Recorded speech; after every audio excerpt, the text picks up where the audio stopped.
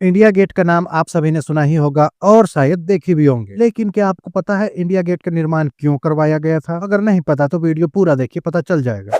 आप सभी को ये चीज तो मालूम ही होगा कि इंडिया पहले ब्रिटिशर्स का गुलाम था। 1757 में प्लासी के युद्ध के बाद अंग्रेजों ने इंडिया पर कब्जा करना शुरू कर दिया और 1858 से ईस्ट इंडिया कंपनी भारत को चला रही थी। इसी समय अंग्रेजों की सेना थी ब्रिटिश इंडियन आर्मी, जिसमें ब्रिटिशर्स के साथ इंडियंस भी थे। फर्स्ट वर्ल्ड वार में अंग्रेजों ने ब्रिटिश इंडियन आर्मी को भी भेजा। इस वार में लगभग 8 लाख सैनिक लड़े थे और 70,000 सैनिक मारे गए। ये वार 1918 में खत्म हो गया था, लेकिन अगले ही साल 1919 में ब्रिटेन की अफगानिस्तान से लड़ाई हो गई, जिसे थर्ड एंग्लो अफगान वॉर कहा जाता है। British Indian army first world war में भी लड़ी और थर्ड एंग्लो अफगान वॉर भी लड़ रही थी। लड़ाई में काफी सारे सैनिक मारे जा रहे थे, पर उन्हें कोई क्रेडिट नहीं मिल रहा था। फिर अंग्रेजों ने सोचा कि इन सोल्जर्स को ट्रिब्यूट देने के लिए कोई मॉन्यूमेंट यानी स्मारक बनाई जाए। फिर Indian imperial war grave commission ने एक मॉन्यूमेंट बनाने का प्रस्ताव रखा। इस प्रस्ताव में था कि जहां जहां पर ब्रिटिश इंडियन आर्मी के सोल्जर शहीद हुए हैं, वहां पर कोई मेमोरियल बनाया जाए। फिर 10 फरवरी 1921 को इस प्रोजेक्ट का इनॉग्रेशन यानी उद्घाटन किया गया। ये प्रोजेक्ट एडविन लुटियंस और हर्बर्ट बेकर के देखरेख में बनाई जा रही थी। एडविन लुटियंस और हर्बर्ट बेकर ने काफी ज्यादा मेहनत किया। फिर 12 फरवरी 1931 को 10 साल के बाद इंडिया गेट बनकर तैयार हो गया। पर क्या आपको पता है इंडिया गेट का नाम पहले इंडिया गेट नहीं था, इसका नाम था ऑल इंडिया वार मेमोरियल। स्वतंत्रता के बाद इसका नाम बदलकर इंडिया गेट रख दिया गया। इंडिया गेट की ऊंचाई 42 मीटर और चौड़ाई 9.1 मीटर है। इसका निर्माण लाल और पीले बलुआ पत्थर और ग्रेनाइट से किया गया है। इन पत्थरों को राजस्थान के भरतपुर से लाया गया था। इस इमारत के चारों ओर खुला मैदान है, जिससे यह बहुत भव्य दिखाई देता है। इसकी मेहराब 18वीं सदी के महाबलीपुरम मंडप से प्रेरित है। वास्तुकला में घुमावदार संरचना जो भार सहन करती है, उसे ही मेहराब कहते हैं। इस स्मारक की दीवार पर प्रथम विश्व युद्ध और एंग्लो अफगान युद्ध में शहीद हुए सैनिकों के नाम दर्ज है। इंडिया गेट के ऊपर इंडिया और दोनों तरफ 1914 और 1919 लिखा हुआ है। गेट पर पहले किंग जॉर्ज पंचम की मूर्ति लगी थी, लेकिन 25 अगस्त 1968 को इसे हटा दी गई थी। यह मूर्ति 1936 में लगाई गई थी और भारत की आजादी के बाद लगभग 2 दशकों तक यह इंडिया गेट पर लगी ही रही। लेकिन आजादी के बाद लोगों में राष्ट्रीय भावना बढ़ रही थी और अंग्रेजों के जो प्रतीक यानी चिन्ह थे उसे भी हटाना था। इसलिए इंडिया गेट से किंग जॉर्ज पंचम की मूर्ति हटाकर दिल्ली के कोरोनेशन पार्क में ट्रांसफर कर दिया गया और इस पार्क में ब्रिटिश काल की और भी कई सारी मूर्तियां रखी गई है। साथ ही इंडिया गेट के नीचे अमर जवान ज्योति थी, जिसको 1971 के भारत और पाकिस्तान युद्ध के बाद स्थापित किया गया था और यह इंडिया गेट के नीचे थी। 1971 में जिन जवानों ने अपनी जान गंवाई और शहीद हो गए, उनको श्रद्धांजलि देने के लिए अमर जवान ज्योति जलाई जाती है। अमर जवान ज्योति का मतलब है अमर सैनिक की लौ। 2022 से यह आग राष्ट्रीय युद्ध स्मारक में मिला दी गई है और वहां जलाई जाती है। इंडिया गेट एक पॉपुलर टूरिस्ट स्पॉट और वार मेमोरियल है, जहां कई सारे लोग घूमने आते हैं। हर दिन लगभग 10,000 से ज्यादा लोग यहाँ घूमने आते हैं। वीडियो अच्छा लगा तो लाइक कीजिए और इस तरह का नॉलेजेबल वीडियो देखने के लिए सब्सक्राइब कीजिए।